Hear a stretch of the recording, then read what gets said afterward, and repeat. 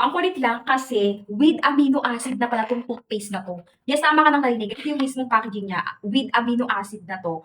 Cleansing and whitening teeth. O, di ba? Tapos ang nagustuhan ko pa sa kanya, hindi lang siya basta toothpaste na para luminis yung ipin mo, kundi para bumangon na rin yung hininga mo. Tama ka ng narinig. O, tingnan mo, nakaseal pa ng mabuti yan, ha? So, once na mag-check out kayo, nakaseal na mabuti. Kaya syempre, pag gagamitin mo na, saka mo siya bubuksan, be. O, in fairness, ang bango-bango niya. So, ito yung mismong paste niya, yung texture ng mismong paste ng toothpaste na to. Oh, green na green. At in fairness, ang bango. Yes. With amino acid. So, discounted to ngayon. Lagay ko ng link nito kung gusto nyo lang din. Alam mo, pag katulad kinanaw, ang hanap sa toothpaste, hindi lang basta-basta pumuti at bumango ang hininga mo. Hindi lang basta-basta ganon. Yung gusto mo lang pumuti yung ipin mo, bumango yung hininga mo. Yun, hindi lang yun ang hanap ko. Alam mo kung ano?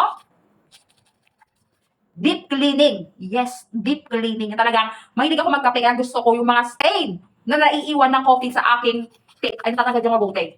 Ganon. Yun yun. Banawan ko lang. So, ayun na nga. Oh, di ba? Talagang,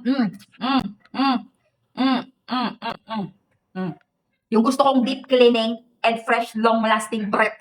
Nasaan yan na ba? Oh, gusto mo na ganito.